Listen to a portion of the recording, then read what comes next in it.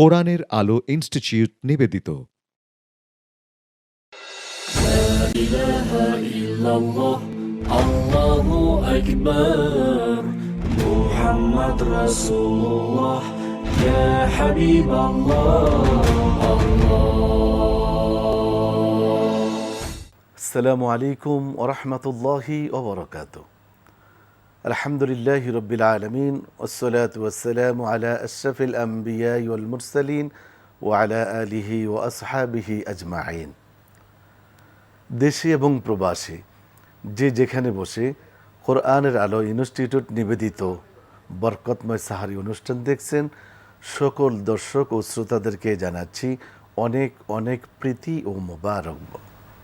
প্রিয় দর্শক, রমজান মাস আত্মশুদ্ধির মাস, রমজান মাস প্রশিক্ষণের মাস, রমজান মাস নিয়ামতের মাস, রমজান মাস গুনাহ মাফের মাস। দর্শক, চলুন আমরা এই মাসটিকে ইবাদতের মাধ্যমে আমরা উদযাপন করি এবং এই মাসের প্রতিটা সময় আমরা যাতে করে আমলের মাধ্যমে কাটাতে পারি। আল্লাহ রাব্বুল আলামিন আমাদেরকে তৌফিক দান করুন। দর্শক, প্রতিদিনই এই সময় আমরা গুরুত্বপূর্ণ বিষয় নিয়ে আপনাদের মাঝে আমরা উপস্থিত হব ইনশাআল্লাহ। আজকেও কিন্তু এর ব্যতিক্রম নয়। আমরা আজকে প্রথমে পবিত্র কোরআনুল কারীম থেকে তেলাওয়াত এবং সংক্ষিপ্ত তাফসীর আমরা শুনব। الله أكبر أعوذ بالله من الشيطان الرجيم.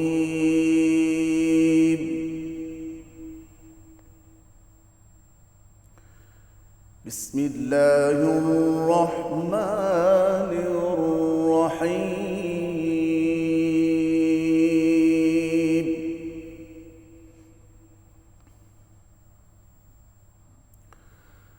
لا يكلف الله نفسا إلا وسعها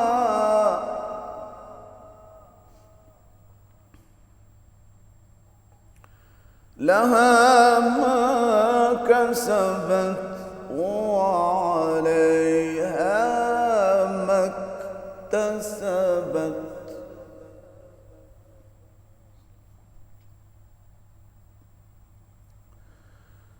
لا يكلف الله نفسا إلا وسعها لها ما كسبت وعليها ما اكتسبت.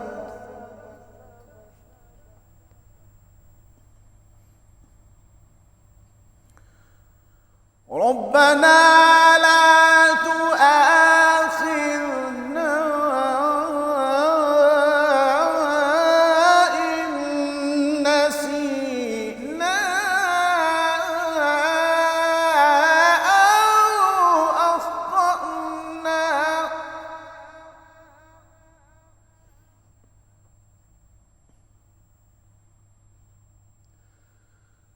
ربنا ولا تحمل علينا إصرا كما حملته على الذين من قبلنا.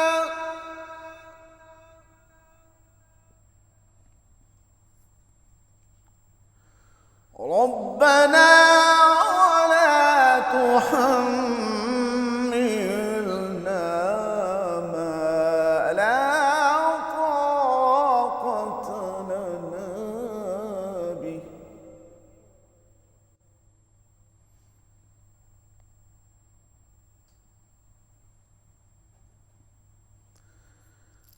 ربنا ولا تحملنا ما لا طاقة لنا به واعف عنا واغفر لنا وارحمنا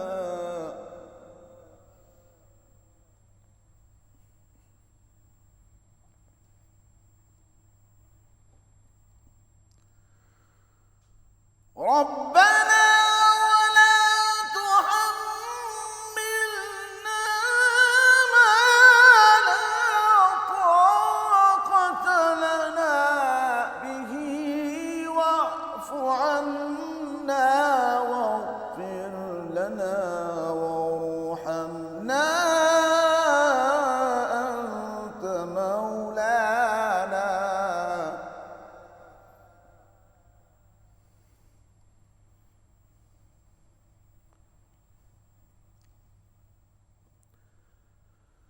واعف عنا واغفر لنا وارحمنا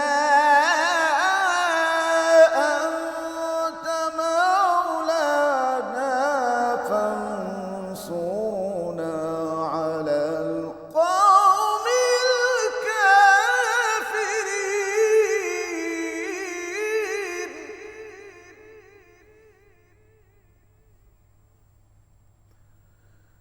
واعف عنا واغفر لنا وارحمنا أنت مولانا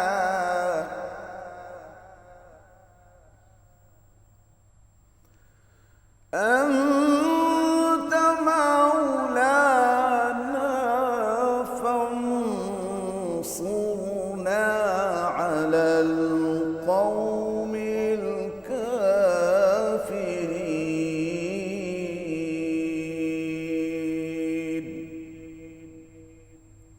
صدق الله العظيم. الله أكبر. বিসমিল্লাহির রহমানির রহিম। আলহামদুলিল্লাহি ওয়াকাফা ওয়া সালামুন আলা ইবাদিহিল্লাযীনা ইসতাফা, আম্মা বা'দ। সুপ্রিয় দর্শক মণ্ডলী, আসসালামু আলাইকুম ওয়া রাহমাতুল্লাহি ওয়া বারাকাতুহু। বরকতময় সাহারি অনুষ্ঠানে সংক্ষিপ্ত তাফসিরে আজ আমরা পবিত্র কোরআনের তৃতীয় পারার সংক্ষিপ্ত আলোচনা শুনব। আল্লাহ রাব্বুল আলামিনের কাছে তৌফিক কামনা করি। তৃতীয় পারাতে রয়েছে সূরাতুল বাকারার কিছু অংশ, 253 আয়াত থেকে নিয়ে শেষ পর্যন্ত, আর রয়েছে সূরাত আলে ইমরানের 91টি আয়াত। এই পারা শুরু হয়েছে আল্লাহ রাব্বুল আলামিন তিনি যে যুগে যুগে নবী রাসূলদেরকে পাঠিয়েছেন তাদের মর্যাদা বিভিন্ন রকমের ছিল। আল্লাহ বলেন, তিলকার রসুলু ফদ্দলনা বা'দাহুম আলা বা'দ। ওই সকল রাসূল আমি তাদের কারো কারো উপরে কারো কারো মর্যাদা বেশি দিয়েছি। যেমন মূসা আলাইহিস সালাতু ওয়াস সালামের সাথে আল্লাহ রাব্বুল আলামিন স্বয়ং কথা বলেছেন। ইব্রাহিম আলাইহিস সালাতু ওয়াস সালামকে নিজের বন্ধু হিসেবে আল্লাহ রাব্বুল আলামিন গ্রহণ করেছেন। ঈসা আলাইহিস সালাতু ওয়াস সালামকে তিনি অনেক মুআজিজা দান করেছেন। আর প্রিয় নবী মুহাম্মদুর রাসূলুল্লাহ সাল্লাল্লাহু আলাইহি ওয়াসাল্লামের কথা বলার অপেক্ষা রাখে না, তাকে আল্লাহ রাব্বুল আলামিন তার চিরস্থায়ী মুআজিজা এই কোরআনে কারীম দান করেছেন। এরপর কোরআনে কারীমের সবচেয়ে সম্মানিত যে আয়াত, সে আয়াতটুকু স্থান পেয়েছে তৃতীয় পারায়, সেটি হলো আয়াতুল কুরসি। রাসূল আকরাম সাল্লাল্লাহু আলাইহি ওয়াসাল্লাম উবাই ইবনে কাব রাদিয়াল্লাহু তাআলা আনহুকে জিজ্ঞাসা করেন যে, হে উবাই, তুমি কি জানো যে কোরআনের মধ্যে সর্বশ্রেষ্ঠ আয়াত কোনটি? তখন তিনি বললেন যে, ইয়া রাসূলুল্লাহ, আয়াতুল কুরসি। প্রিয় নবী অত্যন্ত খুশি হলেন এবং বললেন, মাশাআল্লাহ, তোমার জন্যে এলেম সহজ হয়ে যাক। জি প্রিয় ভাই ও বোনেরা, আয়াতুল কুরসি হলো পবিত্র কোরআনের মধ্যে সবচেয়ে মর্যাদাপূর্ণ আয়াত।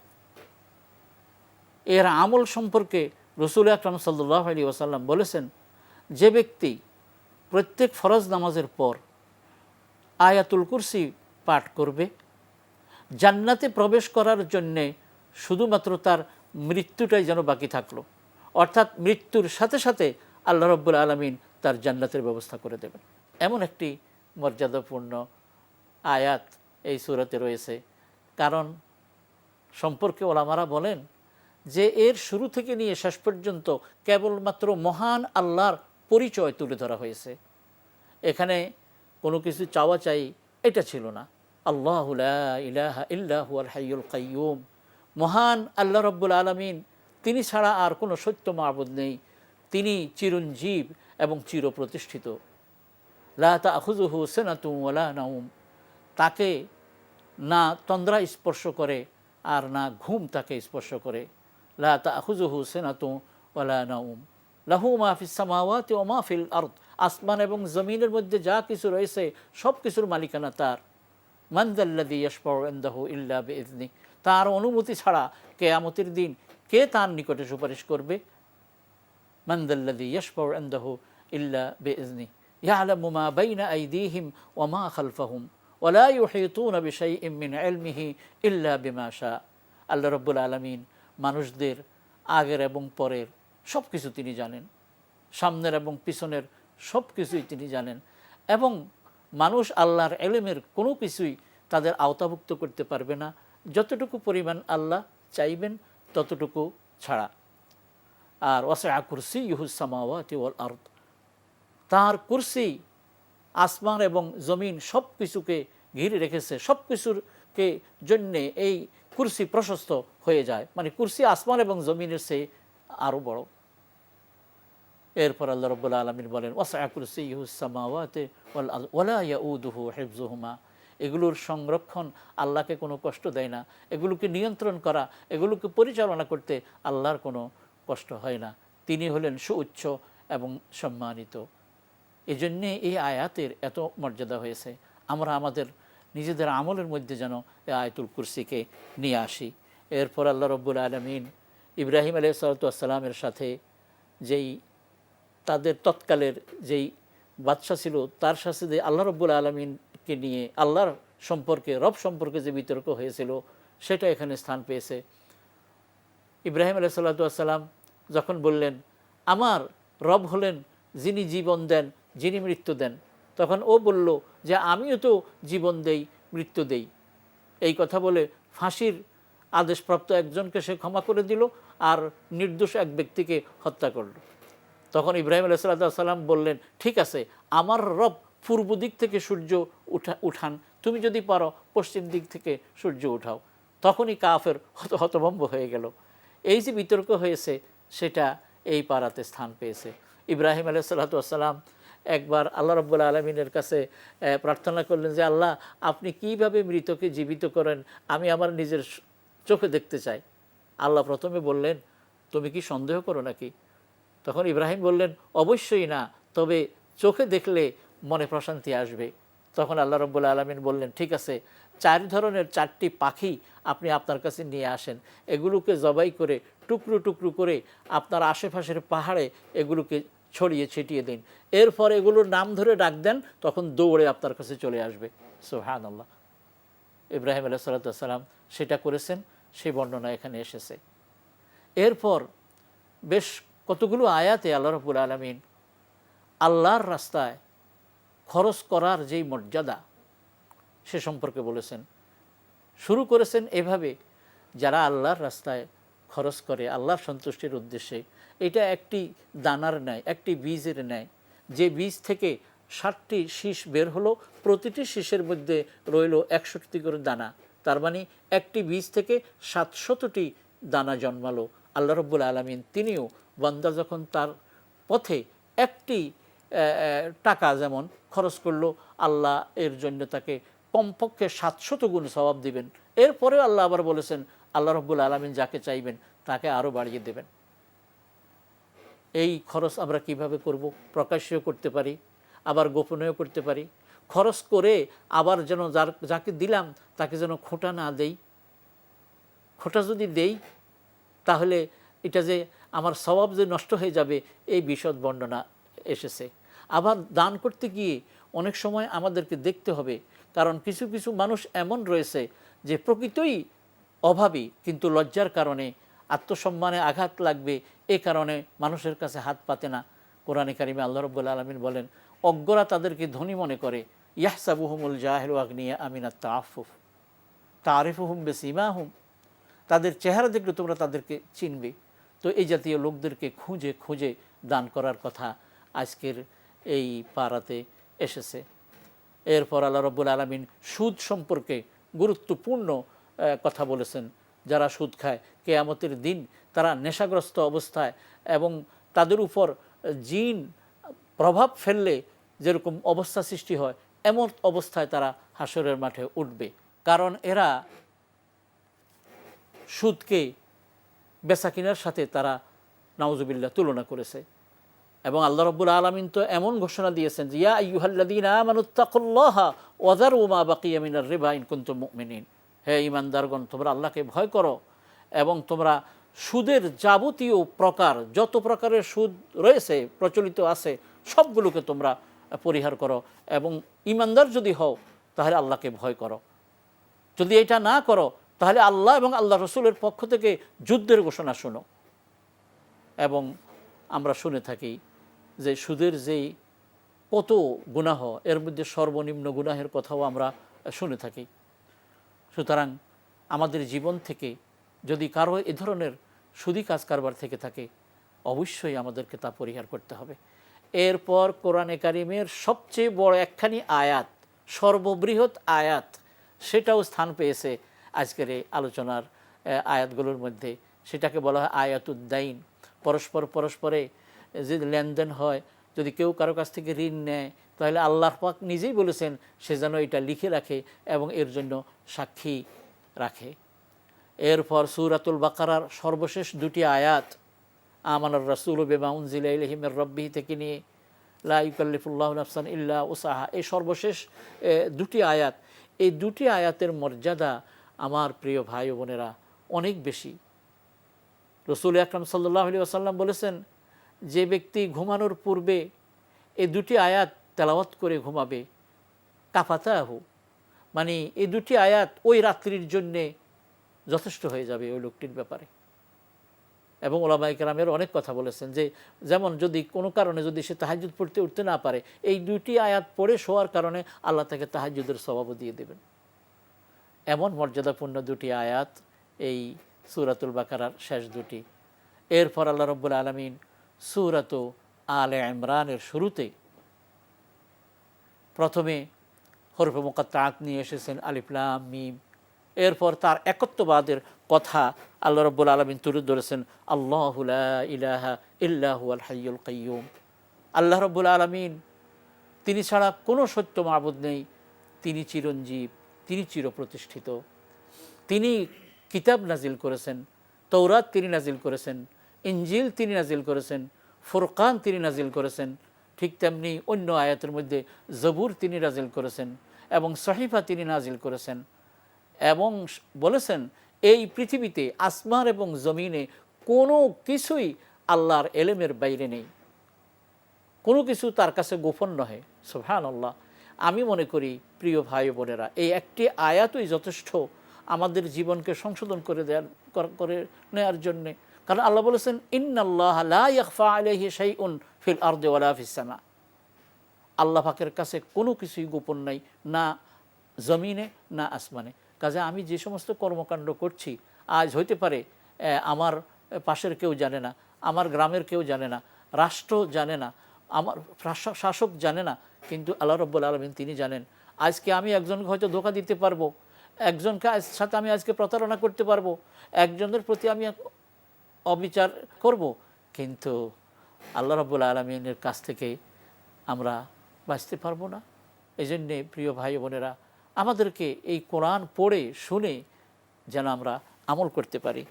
এরপর আল্লাহ রাব্বুল আলামিন কোরআনে কারিমের মধ্যে কিছু আয়াত রয়েছে মুহকামাত, যার অর্থ একবারে স্পষ্ট, সবাই বুঝতে পারে। আবার কোরআনে কারিমের মধ্যে কিছু আয়াত রয়েছে মুতাশাবিহাত, এটা বিশেষজ্ঞরা ছাড়া বুঝতে পারে না। তো যাদের অন্তরের মধ্যে বক্রতা রয়েছে তারা এই জাতীয় আয়াতের পিছনে তারা ত্রুটি তালাশ করার জন্য তারা এর পেছনে ছুটে। আল্লাহ রাব্বুল আলামিন তাদের সমালোচনা করেছেন। এরপর স্বাভাবিকভাবে মানুষের আকর্ষণ যে জিনিসগুলোর প্রতি হয়ে থাকে আল্লাহ রাব্বুল আলামিন এই পারার মধ্যে সেগুলি বলেছেন জুয়্যিনা লিন্নাসি হুব্বুশ শাহাওয়াতি মিনান নিসাই ওয়াল বানিন ওয়াল কানাতিরিল মুকাদ্দারা মিনাল যাহাবি ওয়াল ফিদ্দা ওয়াল খাইলিল মুসাওয়ামাতি ওয়াল আনআমি ওয়াল হারসে, নারীর প্রতি ভালোবাসা, তারপরে অডেল সম্পদের প্রতি ভালোবাসা, কৃষির প্রতি ভালোবাসা, এরপরে ঘোড়া, চিহ্নিত ঘোড়ার প্রতি ভালোবাসা, আরও দুনিয়াবি যে সকল জিনিস রয়েছে এগুলোর প্রতি মানুষের স্বভাবজাত আকর্ষণ এবং ভালোবাসা রয়েছে। তবে আল্লাহ রাব্বুল আলামিন বলেন এই সবগুলোর চেয়ে সবচেয়ে শ্রেষ্ঠ এবং উত্তম হলো তাকওয়া এবং আল্লাহ রাব্বুল আলামিনের কাছে পুরস্কার পাওয়া। এই কথাগুলো এসেছে। আল্লাহ রাব্বুল আলামিন এই পাড়ায় গুরুত্বপূর্ণ একটি কথা বলেছেন, সেটা হলো ইন্নাদ-দীনা ইনদাল্লাহিল ইসলাম। আল্লাহ রাব্বুল আলামিনের নিকট গ্রহণযোগ্য দিন হলো একমাত্র ইসলাম। প্রিয় নবী মুহাম্মদুর রাসূলুল্লাহ সাল্লাল্লাহু আলাইহি ওয়াসাল্লামের আগমনের পরে আর অন্য কোনো দিন আল্লাহ রাব্বুল আলামিনের নিকট গ্রহণযোগ্য নহে, এই কথাটুকু আজকের আয়াতে এসেছে। আল্লাহ রাব্বুল আলামিন তিনি যে রাজাধিরাজ সে কথাগুলো এসেছে। কুলিল্লাহুম্মা মালিকাল মুলকি তুতিল মুলকা মান তাশা।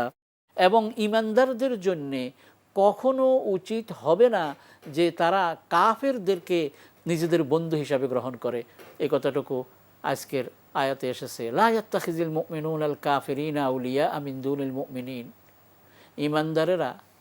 ঈমানদারদেরকে বাদ দিয়ে তারা যেন কোনো কাফের, মুশরিক, বেদিনকে নিজেদের অন্তরঙ্গ বন্ধু হিসাবে গ্রহণ না করে, এই বিষয়টি এখানে স্থান পেয়েছে।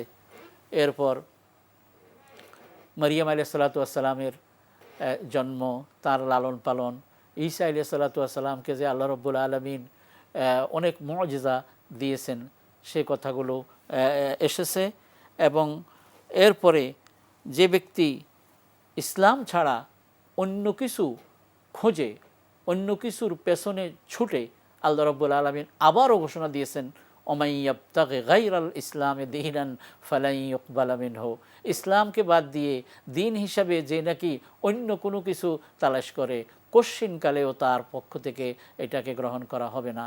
সর্বশেষ এই পারার শেষে আল্লাহ রাব্বুল আলামিন বলেন, যারা ঈমান আনার পরে কুফরি করেছে কখনো তাদের তওবা কবুল করা হবে না।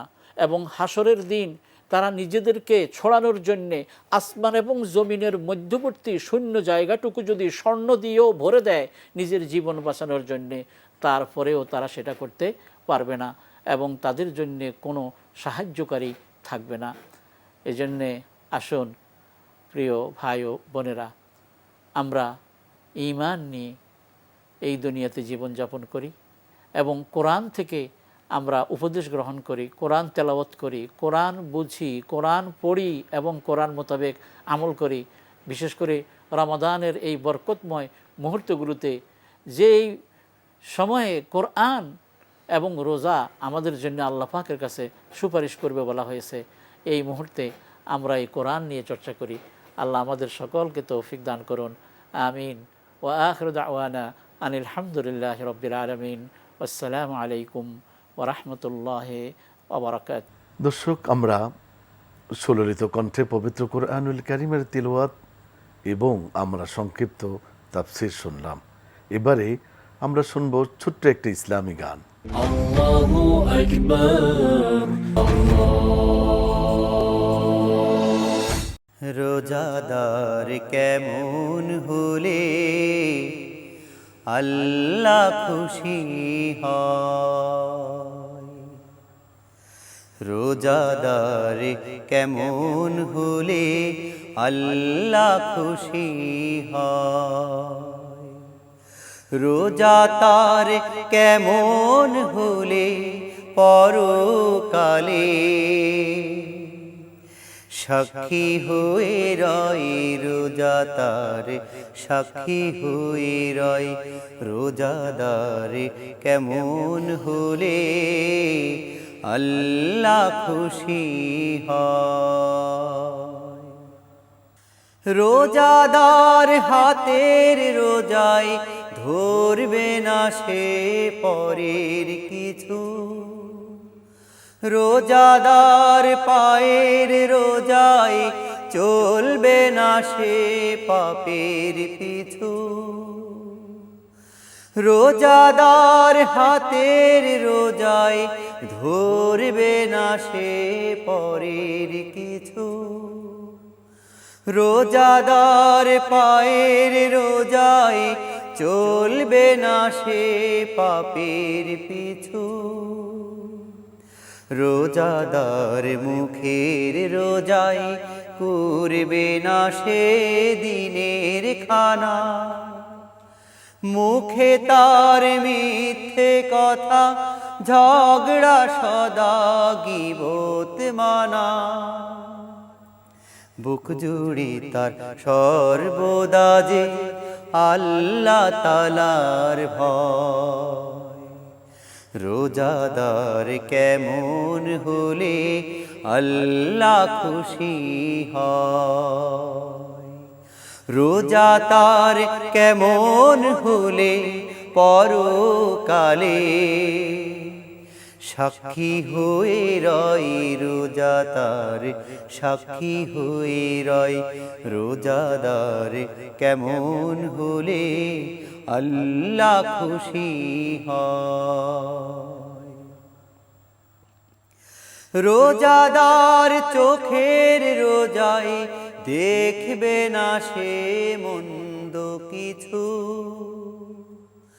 রোজাদার কানের রোজায় শুনবে না সে বারুণ কিছু, রোজাদার চোখের রোজায় দেখবে না সে মন্দ কিছু, রোজাদার কানের রোজায় শুনবে না সে বারুণ কিছু,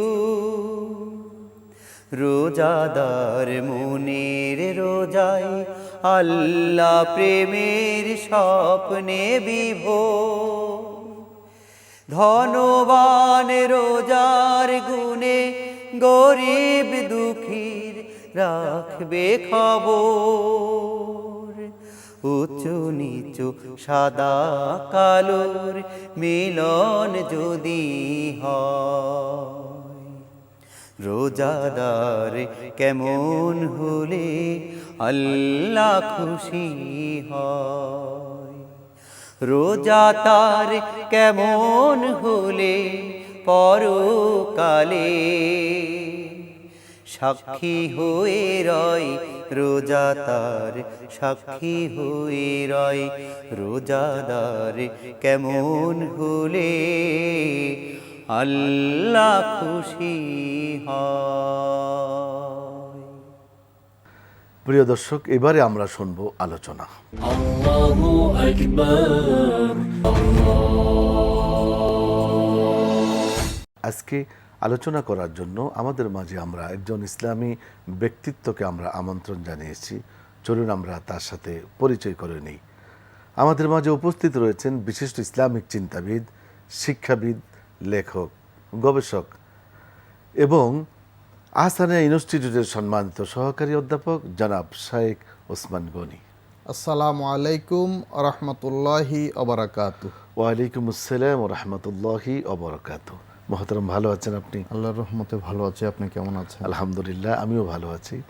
শেখ, আমরা আজকে যেহেতু রমজান মাস আমাদের মাঝে উপস্থিত হয়েছেন, তো আমরা আজকে রমজানের বিভিন্ন বিষয়, অর্থাৎ বিভিন্ন বিষয় নিয়ে যে মাসালা রয়েছে, এই খুব সহজভাবে আমরা আপনার কাছ থেকে রমজানের মাসাইল সম্পর্কে আমরা একটু জানতে চাই।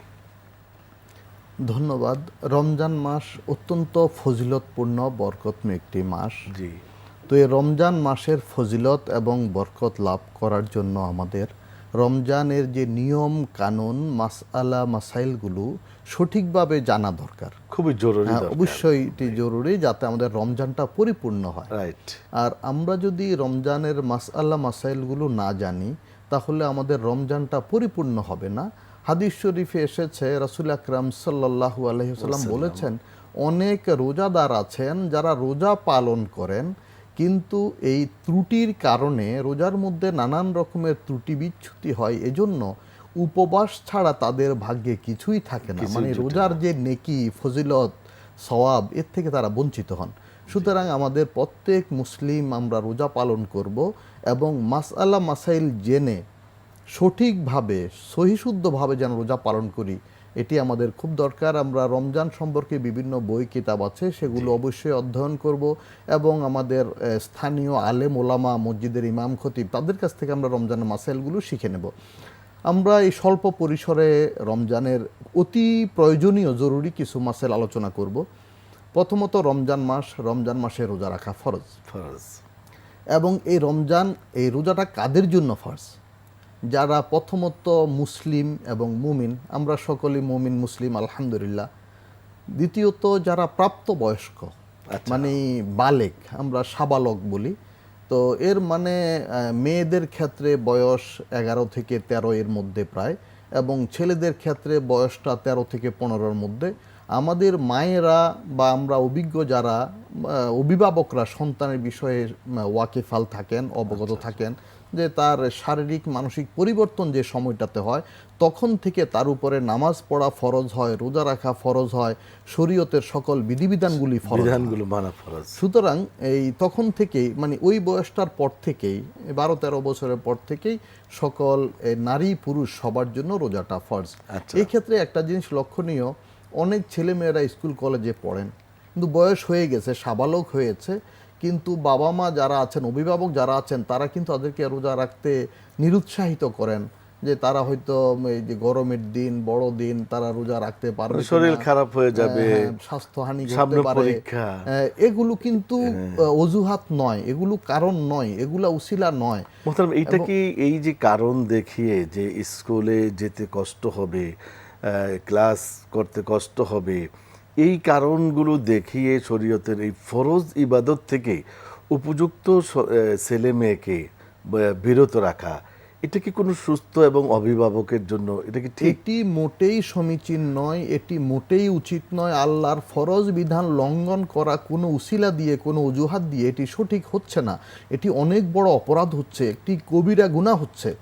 কারণ রমজানের ফরজ রোজা বিনা উজরে ছেড়ে দেয়া, পরিত্যাগ করা, এটি কবিরা গুনাহ। আর একটি কবিরা গুনাহ এত শক্তিশালী, যদি আল্লাহ রব্বুল আলামিন ক্ষমা না করেন, যদি বান্দা তাওবা না করে মৃত্যুর আগে, সুযোগ যদি না হয়, তো একটা যদি কবিরা গুনাহ তার আমলনামায় খুঁজে পাওয়া যায়, আর সেই একটা কবিরা গুনাহ তাকে জাহান্নামে নিয়ে যাওয়ার ক্ষমতা রাখে, নাউজুবিল্লাহ।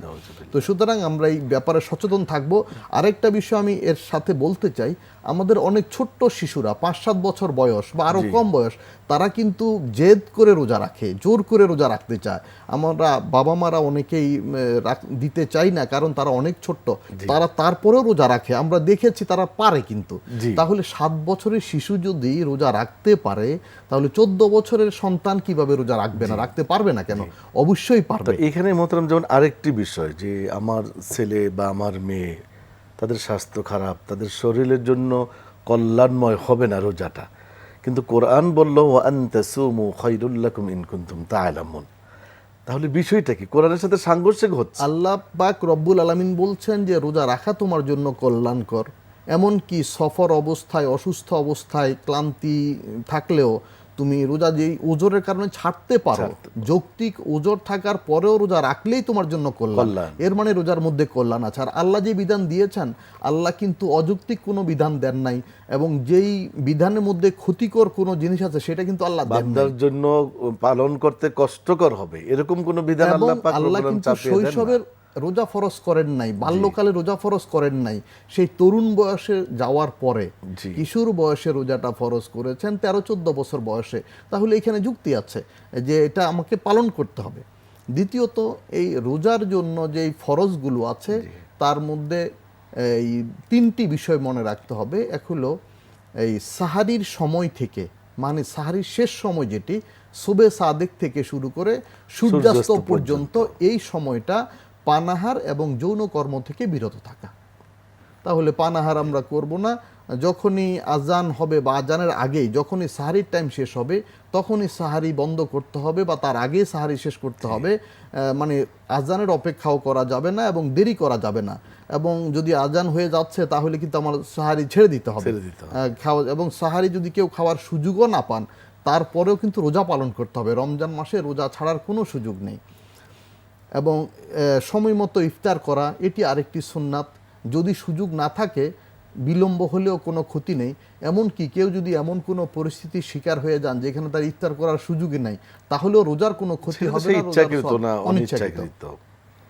এবং রোজার মধ্যে একটি গুরুত্বপূর্ণ ফার্জ হলো নিয়াত করা। তো নিয়াতটা কি? আমি রোজা রাখবো।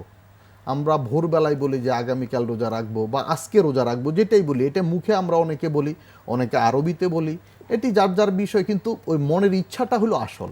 আমি রোজা রাখছি, আমি রোজা রাখলাম, আমি রোজা রাখবো, আমি রোজা রাখার ইচ্ছা করলাম, নিয়াত করলাম।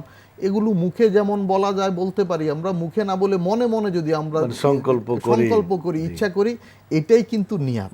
তো রোজা রাখবো, আমি নিয়াত করলাম। জি, মোহতারাম, এখানে আমি আরেকটু শেয়ার করব, সেটা হলো যে কুতিবা আলাইকুমুস সিয়াম, সিয়াম শব্দের অর্থ বিরত থাকা। এখন আমাদের অনেক ভাই বা অনেকেই না জানার কারণে যে বিরত তারা থাকছে শুধু আহার পানাহার থেকে, কিন্তু মিথ্যা থেকে, গুনাহের কাজ থেকে, শরীয়ত বিরোধী কাজ থেকে, ইসলাম বিরোধী কাজ থেকে তারা বিরত থাকছে না। তাহলে কি সত্যিকার অর্থে সে রোজার হক আদায় করতে পারছে এবং সত্যিকার অর্থে তার রোজাটা কি পরিপূর্ণ হচ্ছে? এখানে তিনটি বিষয় আছে রমজানের মধ্যে। জি। প্রথমত রমজানের ফার্জ আদায় হওয়া, জি। দ্বিতীয়ত রমজানের ফজিলত বা পুণ্য প্রাপ্তি হওয়া, তৃতীয়ত যে রমজানের যে উদ্দেশ্য সেটি অর্জন করা। আচ্ছা। তো আমরা যখন দেখি তিনি পানাহার থেকে বিরত থাকলেন শবে সাদেক থেকে সূর্যাস্ত পর্যন্ত, তো ওই ফরজ লঙ্ঘন করার যেই পাপ, সেখান থেকে তিনি মুক্তি পেয়ে গেলেন।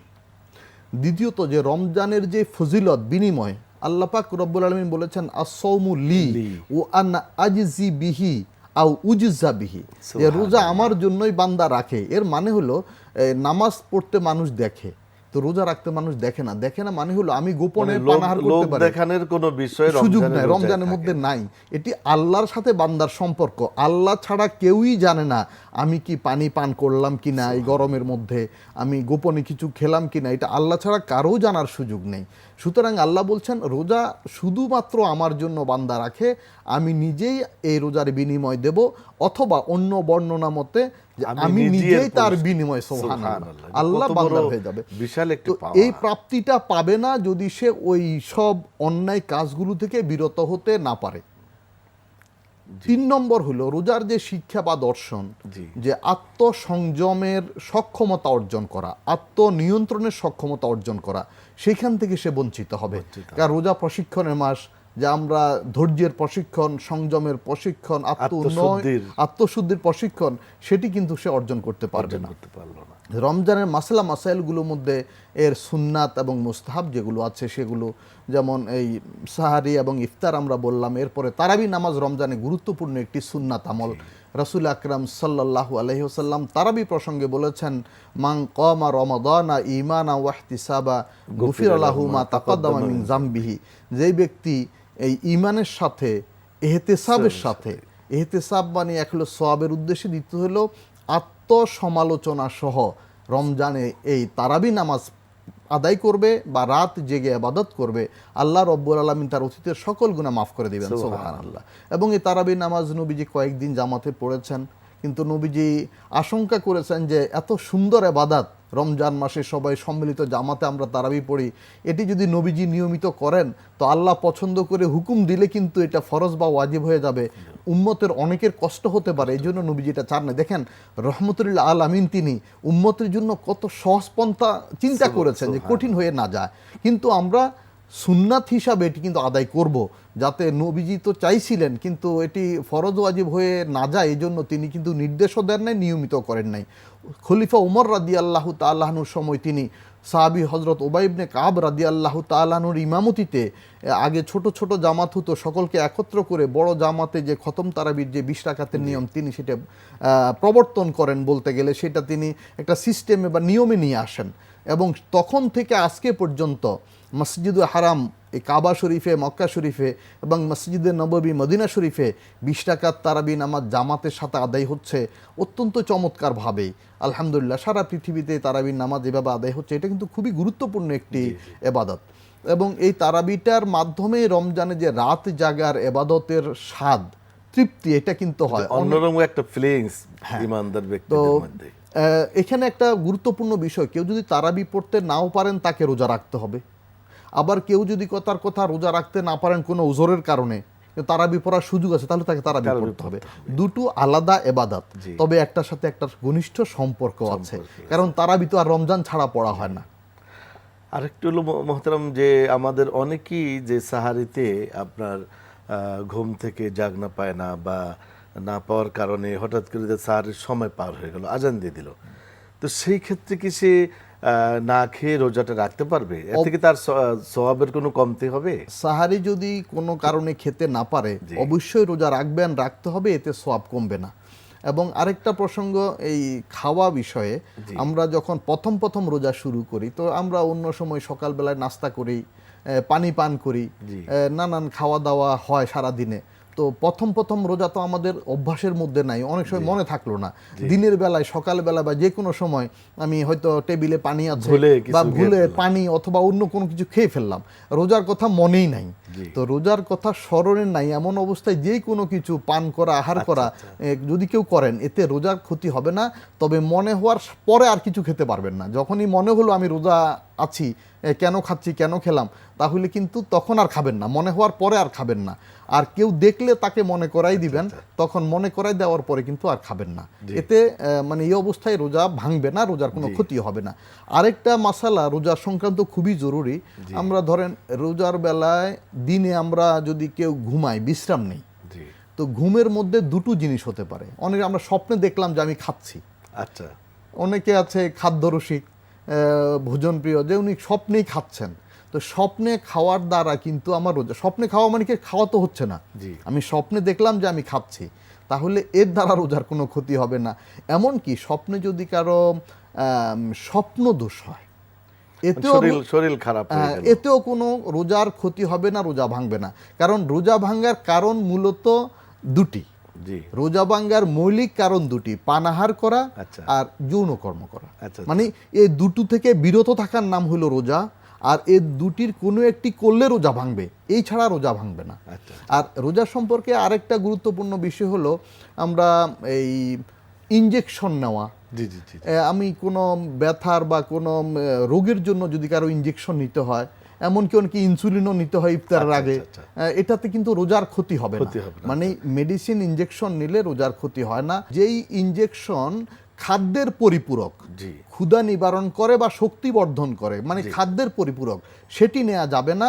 আর যেটি খাদ্যের সম্পূরক নয়, ক্ষুধা নিবারণ করে না, সেই ইনজেকশনে রোজার কোনো ক্ষতি হবে না।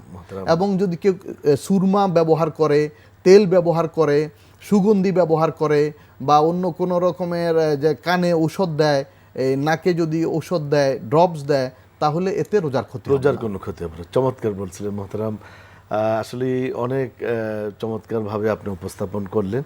এই খুঁটিনাটি বিষয়গুলো আসলে আমাদের অনেকেরই জানা নেই, জানা দরকার। আমরা আপনার মাধ্যমে আজকে আমি মনে করি সম্মানিত দর্শক শ্রোতারা অনেকে উপকৃত হবে ইনশাআল্লাহ। মোহতারাম, আপনাকে অনেক ধন্যবাদ জানাচ্ছি আমাদের স্টুডিওতে সময় দেওয়ার জন্য। ইনশাআল্লাহ আবারও যদি কখনোই সুযোগ হয় আপনার কাছ থেকে আমরা আলোচনা শুনবো ইনশাআল্লাহ। দর্শক, আমরা অনুষ্ঠানের একেবারেই শেষ পর্যায়ে, আমাদের সময় একেবারেই নেই, আমরা অনুষ্ঠান শেষ করতে হবে। আমরা মাহে রমাদানের মাসাইলের যে খুঁটিনাটি যে বিষয়গুলো সম্পর্কে আমরা জানলাম, এগুলোর উপর আমরা সতর্ক হব এবং আমরা আমল করার চেষ্টা করব। আসলে আমরা শুধু বিতর্ক সৃষ্টি না করে নিজেকে আমলের মাধ্যমে আমরা যাতে নিজের জীবনকে সুন্দরভাবে ঢেলে সাজাতে পারি এবং রোজার যে হক রয়েছে, এই রোজার হক আদায় করতে পারে, আল্লাহ সুবহানাহু ওয়া তাআলা আমাদের প্রত্যেককে সেই তৌফিক দান করুন। দর্শক, আমরা অনুষ্ঠান শেষ করব একটি ইসলামী গানের মাধ্যমে। আপনারা এতক্ষণ যারা ধৈর্য ধরে আমাদের অনুষ্ঠান দেখলেন, আপনাদেরকে আবারও মোবারকবাদ জানাচ্ছি। আগামীকাল একই সময় আবারও আপনাদের সাথে নতুন কোনো অতিথি নিয়ে আমরা হাজির হব। আপনারা সকলেই ভালো থাকুন, সুস্থ থাকুন, এই প্রত্যাশায় আজকের মতো এখানেই বিদায় নিচ্ছি। আল্লাহ হাফিজ। আসসালামু আলাইকুম ওয়া রাহমাতুল্লাহ। আল্লাহু আকবার। পৃথিবী আমার আসল ঠিকানা নয়। মরণ একদিন মুছে দেবে সকল রঙিন পরিচয়। পৃথিবী আমার আসল ঠিকানা নয়।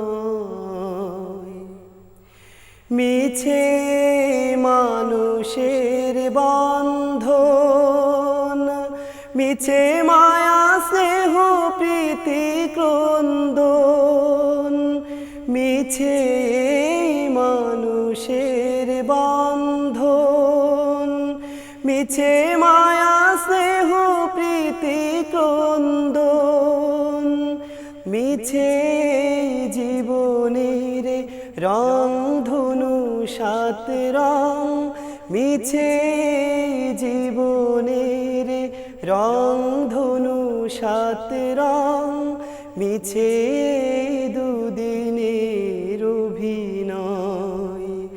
পৃথিবী আমার আসল ঠিকানা নয়। মিছে ক্ষমতার দ্বন্দ্ব, মিছে গান কবিতার ছন্দ, মিছে ক্ষমতার দ্বন্দ্ব, মিছে গান কবিতার ছন্দ, মিছে অভিনয় নাটকের মঞ্চে, মিছে অভিনয় নাটকের মঞ্চে, মিছে জয়ার পরাজয়।